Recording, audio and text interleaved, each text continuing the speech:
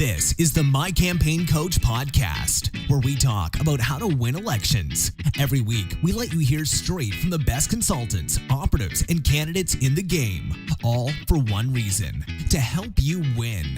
For more information about how we can help you win, visit mycampaigncoach.com. Now, here's your host, Raj Schaefer. Welcome to the How to Run for Office podcast from My Campaign Coach. Our guest this week is a good man, great leader, and dear friend to both me and my family. Within Texas political circles, he's known to be a principled man and a devoted Christian. We had such a good time talking that we actually ran way long, so the interview is being split into two parts, the first of which you're listening to now, and we'll release the second half of it next week. Brian Birdwell is a native Texan, decorated military veteran, and a lifelong conservative Republican, currently representing Senate District 22 here in Texas. Senator Birdwell was born here in actually my backyard of Fort Worth, Texas, and served a bit over 20 years in the United States Army. On September 11, 2001, Brian was serving in the Pentagon when American Airlines 77 was crashed deliberately just yards away from his second-floor Pentagon office. 60% of his body was burned. More than half of those were third-degree burns. He was the closest survivor to the point of Flight 77's impact. As a Christian, Brian believes his survival and miraculous recovery after 39 operations is a great testament to the love and faithfulness of Jesus Christ. In 2010, Brian ran and won a special election for the Texas State Senate, where he has served faithfully for the last 8 years. His story, both personal and political, are riveting, and I hope you all will get a lot from what he shares with us today. Part 1 of this interview covers Brian's background, what happened on 9/11, and takes us through most of his first Senate election run. In Part 2, which we'll release next week, we continue the discussion of his initial election, and he shares some powerful advice for new candidates. We'll finish it off with a summation of why we need conservatives to step up and run for office. Senator, welcome to the podcast. Hoo-ah, Raz, my treat to join you today. Well, it's always great talking to you. We've known each other for, coming on about 9 years now, since 2009, and it's been incredible getting to know you before you ran and getting to see you do such a great job down in Austin. I'm really excited every chance to get to talk to you. And well, thank you, Raz. There's a lot of exciting things you got going on that we'll talk about, but the number one most exciting thing is you just crossed a huge milestone. You're now a granddad. That's right. First grandchild, Eli, was born 6 weeks ago, and all those times that you're in your 30s or your 40s, and somebody that's a grandparent, starts showing you the pictures, and you just kind of like, it's not my grandchild, but man, once you are a grandparent, I mean, I got more pictures on my phone of Eli, pictures in the house, all those kinds of things. And I can't wait for him to turn 5 and start taking him fishing and, shooting lessons and all those things that grandfathers and grandsons do. So I am so looking forward to that, but it's just a real blessing. And Matt and our son and Anne Marie, his wife, our daughter-in-law, just so proud of them. And Eli's, doing great and healthy. And so it's started the official phase of Mel and I's golden years, so to speak. So so we're just really excited about it. It's just I didn't know I'd be this happy and this joyful and such. So got a lot to look forward to still in life. That's awesome. Well, and what personally excites me the most, beyond just being happier for you guys, is that I'm going to have to get my son, Stoney, involved in whatever this awesome training that you're going to be doing, because I have no doubt that there's be some pretty hardcore stuff going on for Eli. And I want Stoney in on that. Well, I've told his mother, Anne Marie, that I was going to teach him to snack on danger, and so that didn't really go over very well with Anne Marie, but no, look, if it had been a little girl, I'd still take her fishing and take her to the gun range. But yeah, we're just looking forward to it because look, it's just on a personal note, I didn't get to know my grandfathers. Matt, didn't had hardly any time with his, and so I look forward to breaking that cycle of grandfather not being involved for a number of years in the lives of grandchildren, and in one case, my father's father was, died long before my dad even got married, and mom and dad had me, long before that. So I want to break that cycle, and I'm looking forward to it. Still enjoy serving in the legislature, but I know my next full-time gig, whenever I leave the legislature, will be that of grandfather. Well, there's no doubt that while Senator's a pretty cool title, Grandad has got to be one step up or a couple from that. Absolutely. Awesome. Absolutely. Hooah. So Perfect. Well, I tell you what, let's kind of get into it with talking about your background. So everything that came before being a Grandad, let's start out talking about kind of where you came from and before you got in the Army and how you eventually got to your interest in politics. Sure. Interest in politics had always existed, not as an activist, but just being publicly aware. My mom and my stepfather, my older brother, we lived in California for a few years in the late 60s during President Reagan's time as Governor Reagan of California. And both were public school teachers, professional educators, were very engaged, not in going to precinct meetings or, party work per se, but just what the party believed in. And as such, I got that conservative worldview, a biblical conservative worldview ingrained and instilled in me as a young child growing up. Came back to Texas in the early 70s, went to Beaumont, where my stepfather had been in the public school system right after World War II. Came back to Beaumont, was there for the next 11 years, went through junior high, high school, and then college at Lamar there, went through the Army ROTC program, got a commission as a second lieutenant in the United States Army. And the next day I was at Fort Sill, Oklahoma, living my American dream. Served for 20 years, just a smidgen over 20 years from 1984 to 2004. Served in the Far East, Middle East in the first Gulf War, Europe, Central America, and throughout the United States with my career culminating at the Pentagon. I arrived in the summer of 2000 to work on the Army staff be a galley slave, frankly. I mean, look, lieutenant colonels are galley slaves in the Pentagon. On September 11th, by the Lord's grace, I was serving as a military aide to a flag officer. And by the Lord's grace, I'm the only survivor in the E-ring at the crash site, the closest person to survive at the initial impact point. There were other people deeper in the building that as the plane was dissembling, passing through the rings that were closer to the aircraft. But I was only 15 to 20 yards from where the nose of the aircraft makes initial impact at 530 miles an hour. Should have been killed and should have died on a number of different occasions, both that day and afterwards. But by the Lord's grace, I'm still here. To get to see my son get married and graduate from college and have a grandson and those things that on September 11th sure looked like Mel was going to do them as a widow.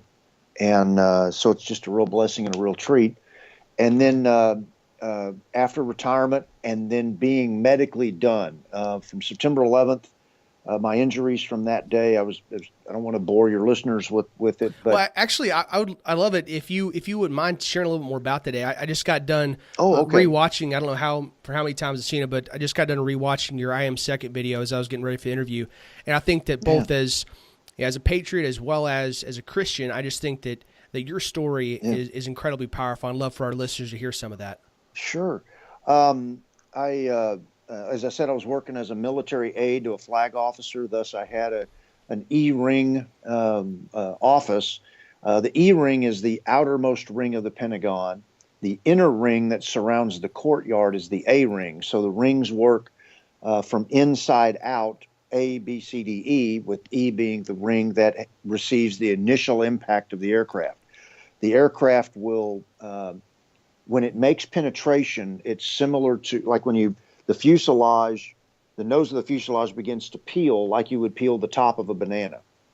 And then the tail actually makes deepest penetration. So when the plane makes impact, the kinetic energy of 80 tons and 530 miles an hour combined together, the plane essentially turns inside out as the tail passes through the building. So it's like when you take that long sleeve shirt off and you turn the sleeve inside out as you take the sleeve off, that's what happens to the plane. The plane makes impact and then turns inside out as it's passing through the E, D, and C rings, dismembering the plane, dismembering the 59 passengers and crew, and that number does not memorialize or honor the terrorists.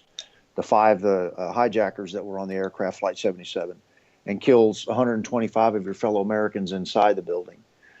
If you recall that portion, your listeners, that portion of the Pentagon that crumbles, the window that I was watching the events unfold up in New York, Sandy, Cheryl, and myself, my two coworkers that were with me that day, my general, my uniform flag officer, and his aide, Colonel Williams, and then my flag officer was a civilian SES, which stands for Senior Executive Service, a 2-star equivalent, but a civilian 2-star equivalent.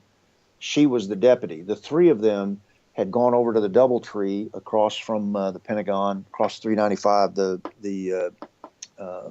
that takes you directly into D.C., 14th Street Bridge and all that, into District of Columbia proper as you pass by the Pentagon.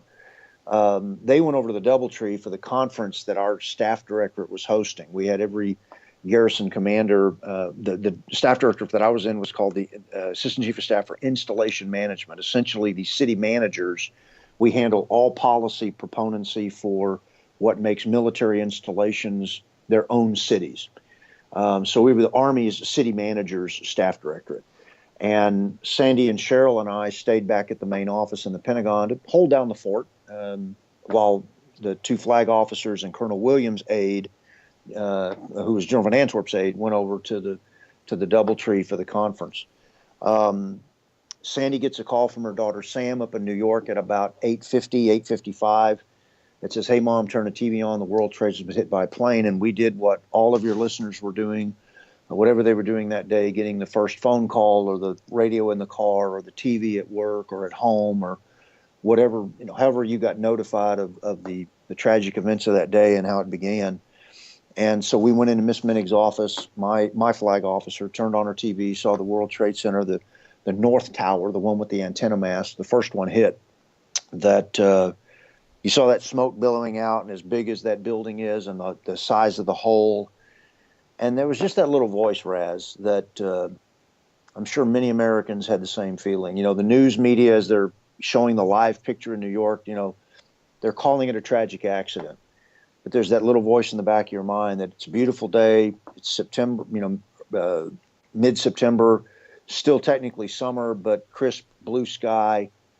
And that, and certainly like when the U.S. air flight that Captain Sullenberger put in the Hudson River back in, I think it was 2008, that if I'm a pilot with a catastrophic failure, I'm going to do everything in my power to make sure I don't risk any more people than necessary. And to have that aircraft slam that straight into the building, you're just sitting there going, what are the odds of the mechanical failure at either departure or approach that would cause me to hit the World Trade Center straight on? And you're just sitting there going, that's got to be pretty infinitesimal. And of course, those fears and thoughts were confirmed with the second tower hit on live TV that we all watched. Flight 175 hits the South Tower. The second tower hit, but the first one to collapse at nearly 600 miles an hour. And that would confirm that this was not a normal day in our nation's life. There was no thought that we were next. Sandy, Cheryl, and I, we just knelt down in Miss Minig's office, and I said a quick prayer that just, Lord, be with the folks above the crash sites, be with the first responders, because as great as those folks are, we thought it was the Lord that was going to be doing the bulk of the life-saving that day. Amen. And because that morning, like all the galley slaves, that you need that jolt of caffeine, I'd had my morning Coke at about 7, and I needed to step out and go to the men's restroom. So at about 9:35, I told Sandy and Cheryl I was going to step out, go to the men's restroom, and I'd be back momentarily. And those are the last words that I would speak to my two coworkers. When I stepped out of my office, I'm in the E-ring office that overlooks the helipad. I step into the E-ring hallway, and I turn right. And so where my window is, for those that remember that just picture that video of the Pentagon crumbling. As you're looking at the building, it shears off cleanly on the left-hand side, and on the right-hand side of the collapse point, it still remains somewhat hinged, creating a triangle of debris from the top right-hand corner to the lower left-hand corner. My window is 4 windows to the left of that sheared off cleanly point from where it shears off cleanly in the E-ring. And Miss Minig's office, where we were watching events unfold, is the 3rd window. The 2 windows that are still that are most close to that sheared off point is Lieutenant General Maud's office. He was the senior man killed that day. When I step out into the hallway, I walk through what would collapse, go up to the 4th corridor, take a left. The corridors are the spokes that connect the rings together. If you look at the Pentagon as a tire or 5 tires, the spokes are the corridors that connect them. The men's restroom is right next to the elevator shaft there at the intersection of the 4th corridor and the E-ring. I go into the men's restroom, take care of business, come out. I'm about 7 to 8 steps out of the restroom in front of the elevator bank when Flight 77 is deliberately crashed into the Pentagon at the intersection of the 4th corridor and the E-ring. And so, like I said, I'm 15 to 20 yards from where the nose of the aircraft makes penetration of the outer wall. The left engine of the 757 passes caddy corner underneath Sandy and Cheryl that still remain in Miss Minig's office. I'm just to the right of the right engine, just to the first window still standing after the collapse is the window that I'm behind. So where the building crumbles on the right-hand side and remains hinged, the first complete window still standing at the 2nd floor level is the window that I'm about 5 to 7 yards behind. And so had I been a little bit sooner coming out of the restroom, I would have been just moments from being in the path of the plane. I mean, I already was, but I would have been in the path of the fuselage. And I was burned on 60% of my body with about 40% being 3rd-degree burns. The impact should have killed me, Raz. The smoke inhalation and oxygen deprivation should have killed me. The flame consuming me should have killed me. The concussion of an 80-ton bomb and the concussion and the vacuum that occurs. I mean, there's just a number. I don't want to be disrespectful to the story that the Lord wrote, but it might be best for folks to go to I Am Second and check it out, because that we go into that detail. But yeah, I'll definitely include a link over there. Okay. It's truly one of those stories. I mean, you give about 15 minutes of the I'm Second video, and I'd love for folks to listen to that. We'll link over to it in the show notes. It's such a powerful story. I mean, there truly were just an innumerable number of ways that you should have died that day. And yes, sir. As a Christian, just believing that God had a plan for you and that He saved you to be a granddad and a legislator and just an ongoing great husband to Mel it's something that I'm so grateful for and appreciate the depth of your faith and your willingness to share that. So hopefully our listeners will go and check out the rest of that story. But it truly is an incredible one. I mean, God really did something incredible that day in sparing your life and giving you something else to fight for. Yeah, look, a burn unit is a ghastly experience. I mean, being burned is terrible. What has to be done to you as a burn survivor to survive and medically be put back together is worse than the burn injury. Raz, there were a lot of days, hours, minutes, seconds that I just pleaded for the Lord to finish what the terrorists had started. And Romans 8:28, God brings good out of evil for those called according to His purpose. And and I say that with all humility. It's not that that's not me standing up saying I'm a chosen one, but the purposes for which the Lord spared me, to be a grandfather, to be a husband, to be able to come back to the great state of Texas after retirement, and still live the next 16 and a half years of my life. I mean, my medical repair took 4 years. I was medically done from my burn injuries in September of 2005. And that was a very long recovery process. Get out of the hospital after about 94 days, and then I'm back in for various reconstructions or what's called contracture releases, and then get a surgery, wait a couple months, do another one, a couple months, and all that came with that. And it's certainly on this side of it, you can see how worth it was.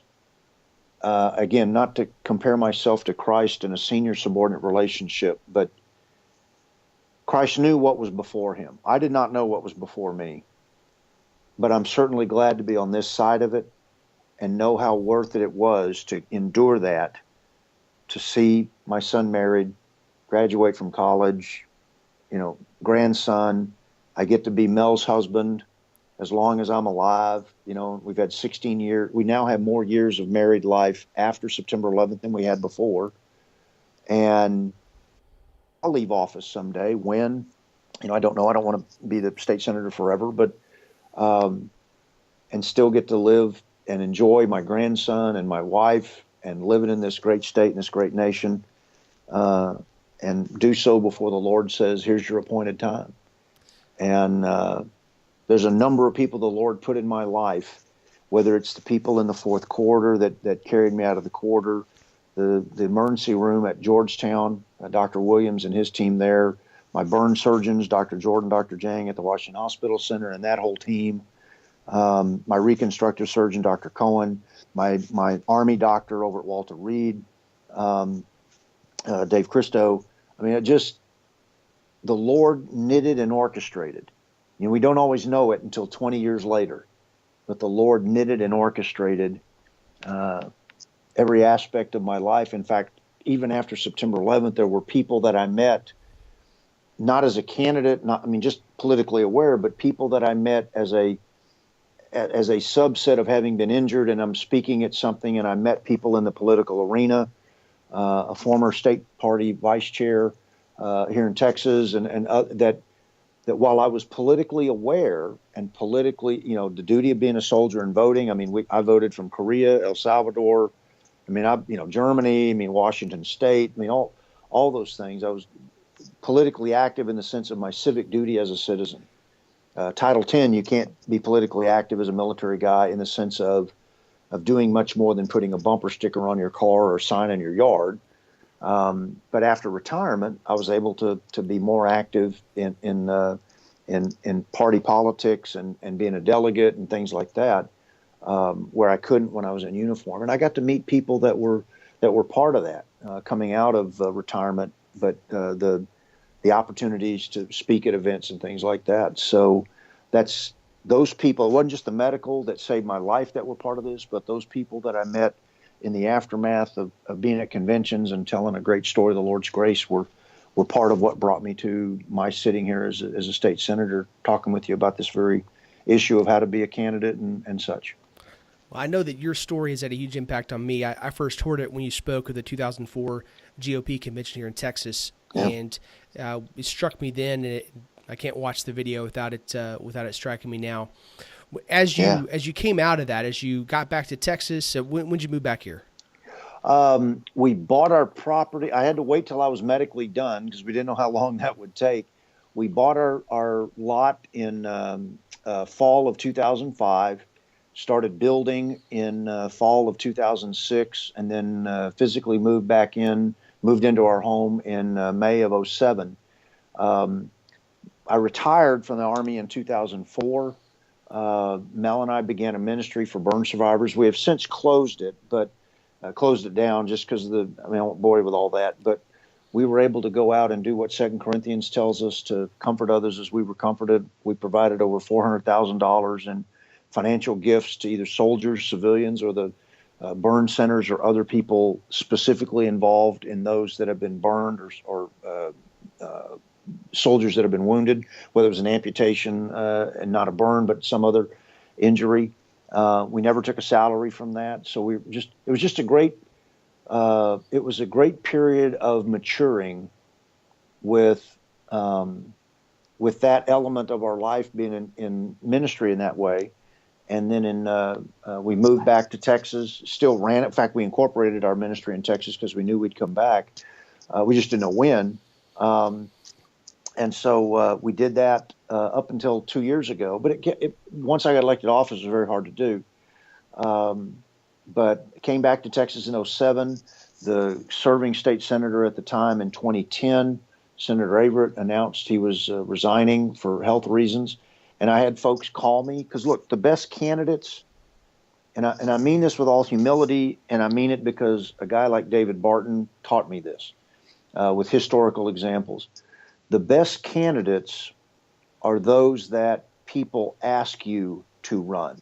Mm-hmm. And the Lord tells you in your heart that, yes, this is something you ought to do.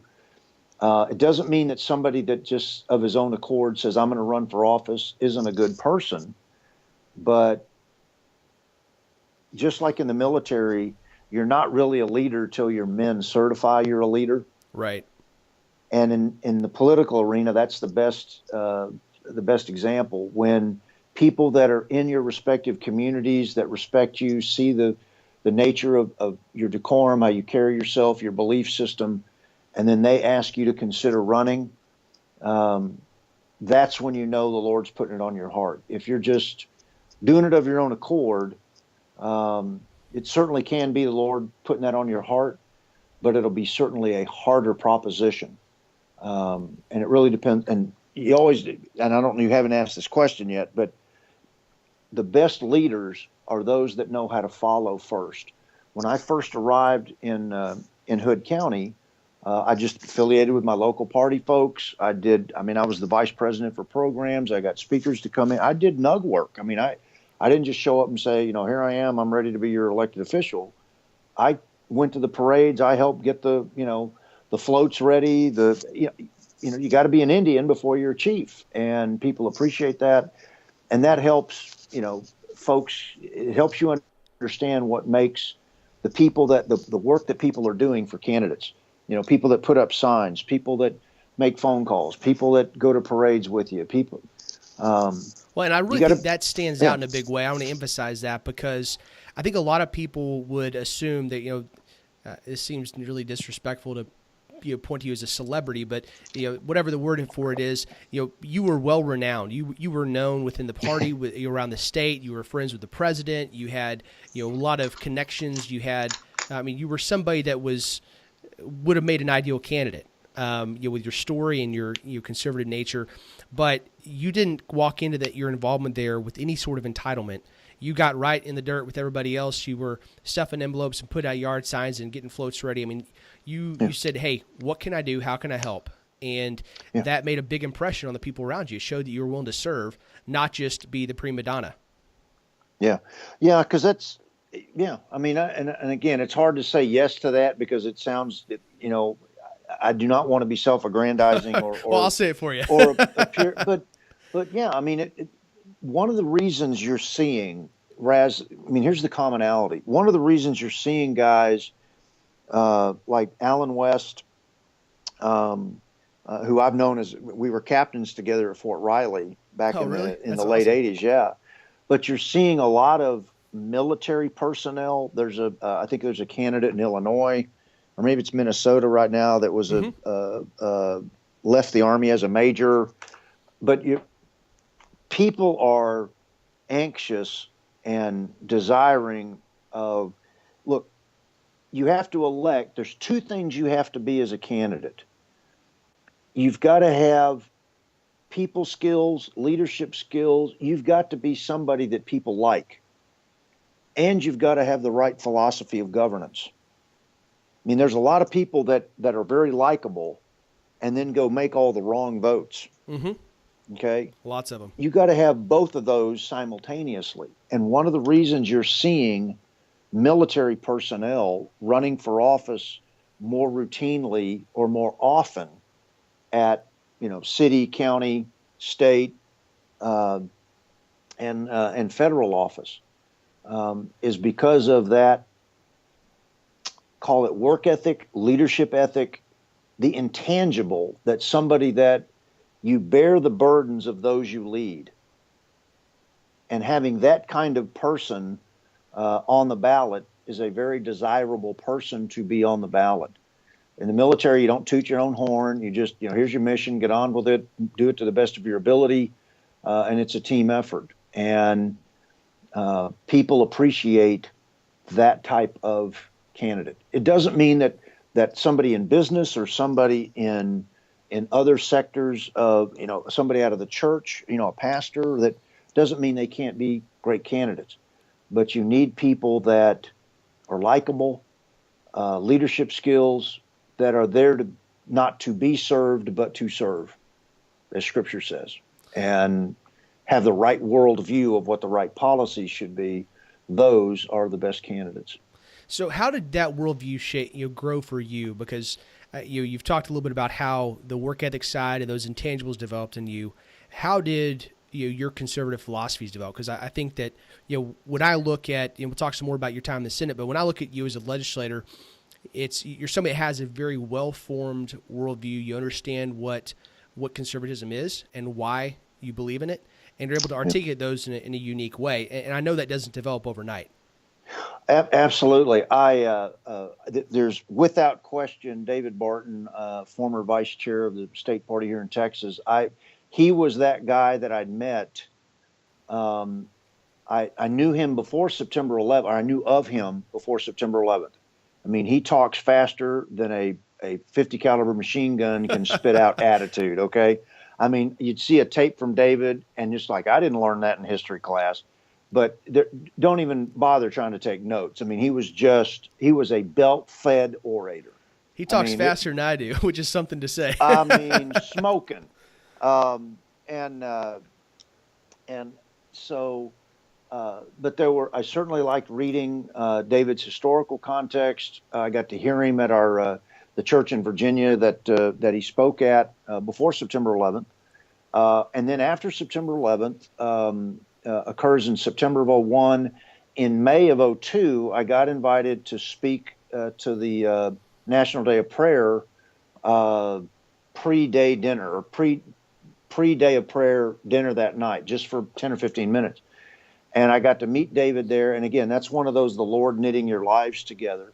I have learned so much about our founders, the original intent of our founders, what a biblical worldview is in relationship to policy, the proper role and function of government at each level, the intention of the founders, and why, as an example, the Constitution of the United States is a specified legislative document.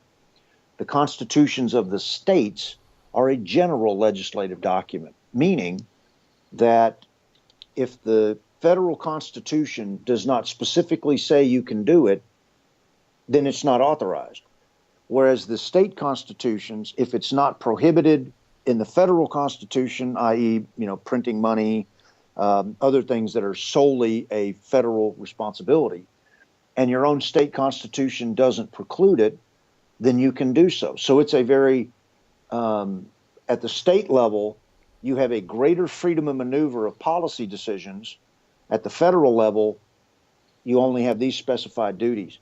And we have so lost that in so many respects. And I don't mean to turn this into a Convention of States discussion, but I learned an immense amount of worldview, proper role and function of government from David.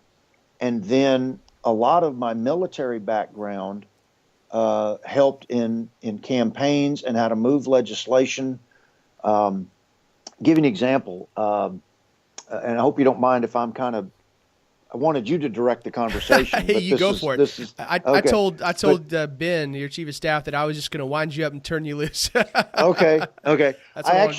David asked me to come to one of his legislators' conferences a couple of years ago and give a briefing on, the title of my briefing was Thinking Militarily, Acting Legislatively. Because look, Clausewitz, one of the marshals in the Prussian military during the Frederick the Great pre-Napoleonic wars. Clausewitz is the one that wrote On War. It's one of the classics that all the service academies, all the professional military education, where he's the one that says war is politics by another means. Well, politics is war by another means. Mm-hmm. There are 9 principles of war. So I equated, I went through, here's what war is, here's the principles of war, here are some of Napoleon's maxims, here are some of the other great military thinkers and how they equate to a military battlefield. Look, the weapon systems are different, but the principles are the same. One of Napoleon's maxims is, he who fights from his fortress loses. And so one of the things that I do routinely is, I am in my district, often. Mm-hmm. I've got a state senator in Texas has a little over 800,000 constituents. I have 9 complete counties and a portion of one of the major metropolitan counties. I go to my small towns that are, 400 people.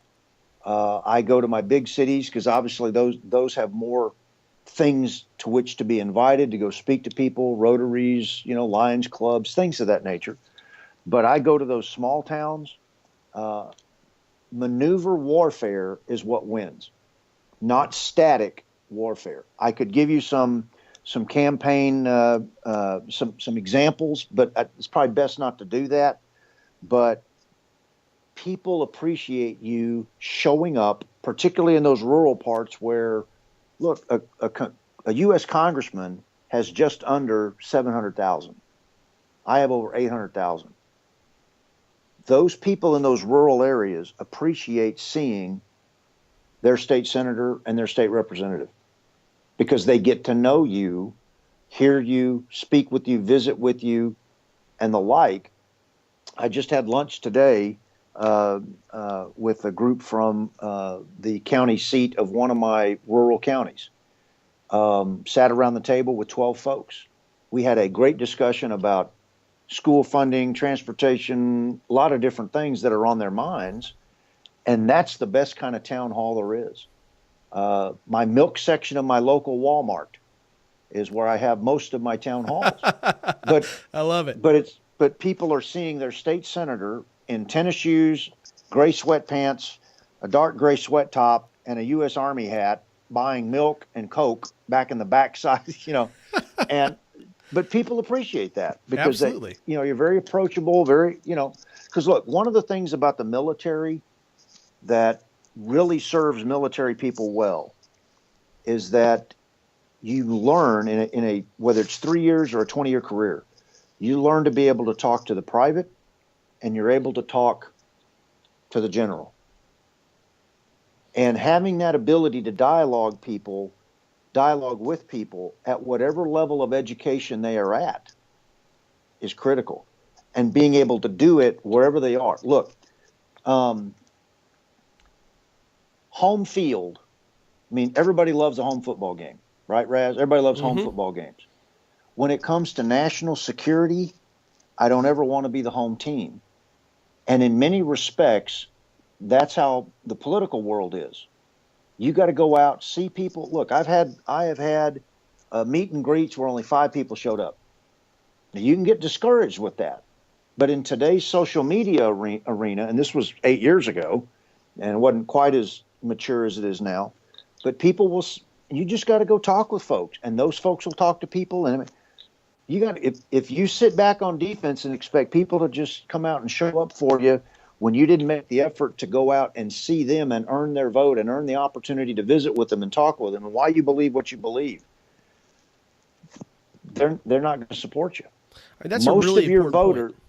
Yeah, most of your voters never get to meet you till after you're already the elected official. Mm-hmm. I've met more people that, I voted for you, but this is my first time to meet you, because other people that I got to see and visit with. And when I'm showing up and your opponent isn't, you're trying to earn it. So let's talk a little bit about that first campaign, because this is where a lot of that took shape. You've been spending time as an activist there in your community, there in Hood County in Granbury, Texas. You had been staying involved in the state party, and the sitting senator, he left office, Kip Averitt, and so now we're in 2010, and there's a special election, right? Yes, sir. So it was the timing of his resignation was after the primary in March. He resigned, I think, like a week and a half after that. Governor Perry had to call a special, and based upon the timing of the resignation, the special election was held in May, commensurate with our school board and city elections was what state law required.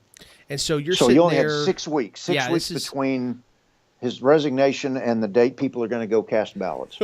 which is insane. It's a very, very Yeah. short time frame. And so then, tell us, kind of walking through how the field shaped up as far as that race, and how you built out your campaign team and your strategy. First thing I did was, before I made the decision, I'd call you got to know.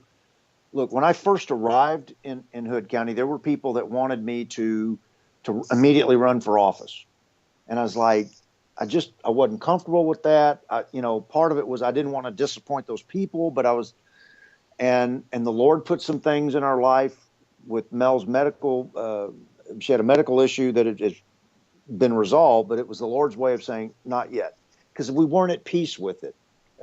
Moving. I mean, I'd had family that had lived in Hood County, but had deceased in the late 80s. So so it wasn't like I had some network of people. There were folks there that were interested in my running, but it just wasn't the right timing. When Senator Averitt resigns, you got to spend time. One, if you are married and have children, you have to have a sit down with the Lord. Is this where you want me to be? It's not just I have to be at peace with it. It's my wife has to be at peace with it. Because let me just tell your listeners, okay? There's an entire cottage industry, particularly given social media. And I know, Raz, I'm sure you could give a whole class on this. There's an entire cottage industry of people that will do everything in their ability once you declare to destroy you. Mm-hmm. Okay? They get the jollies from it. Yeah, I mean, there are some people that just absolutely enjoy it. Particularly, and it's done particularly in your first time to run.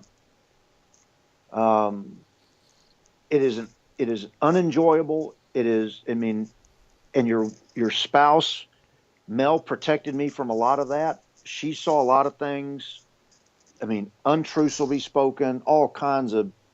The word jollies is right. You're absolutely right, Raz. There are people that got their jollies from saying untruths, to muddy the water, because look, power's an elixir to some people. Mm-hmm. Okay, but you have to be at peace with the Lord. You have to know that okay, Lord, this is. I feel you're leading me this direction.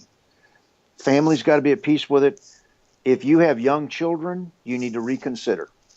Matt was in college when I ran, and so if you've got kids in school, your ability to participate with those children is going to be dramatically diminished.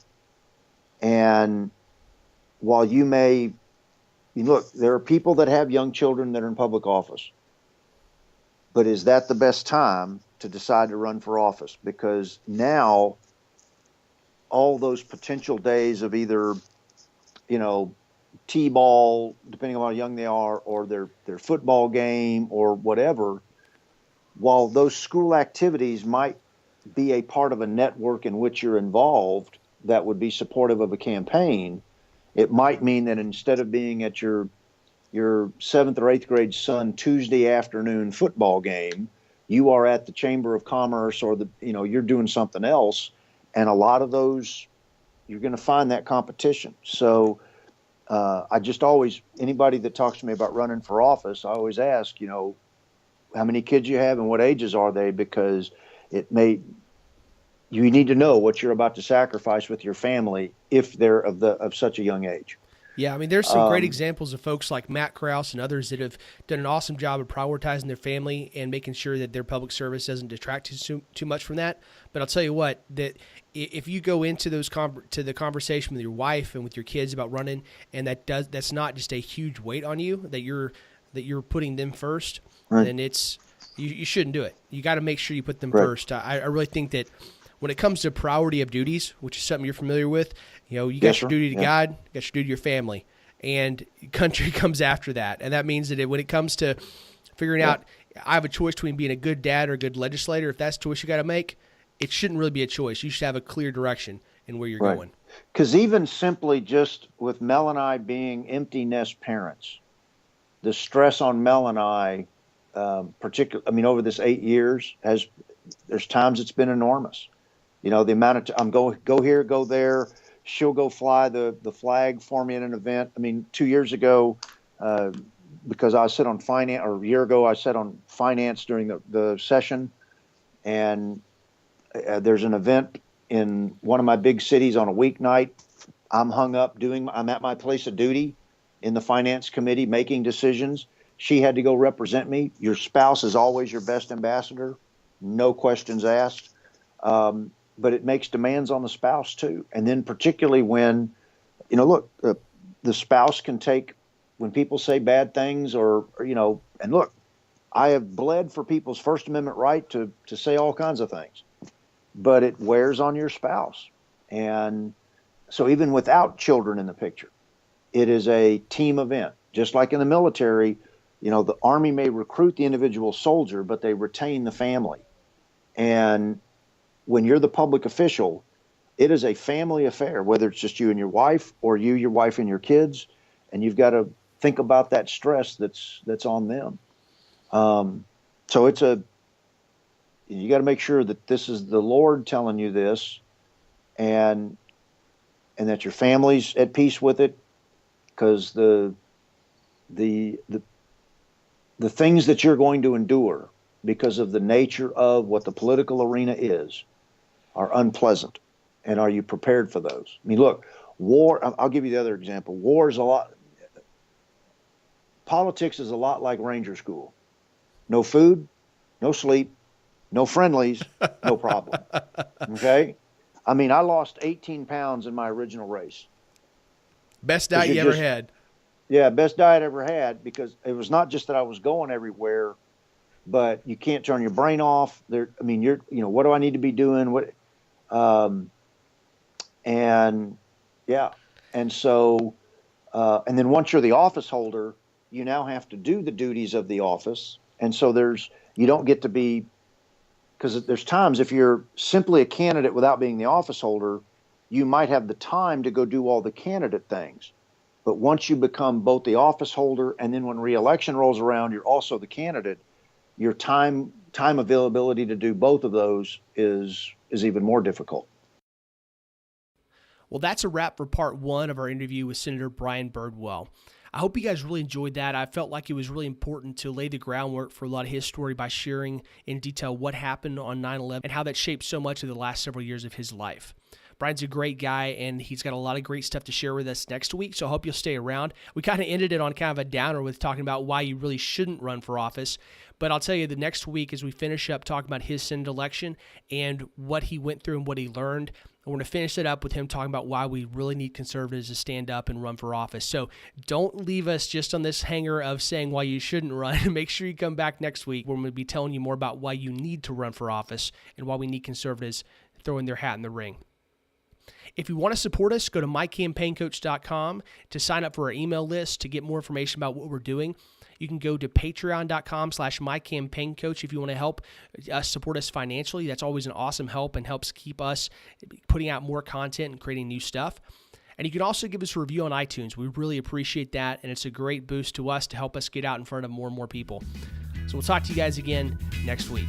Please subscribe and rate us on iTunes to help spread the word. We'll be back with you next week with more campaign insights from My Campaign Coach.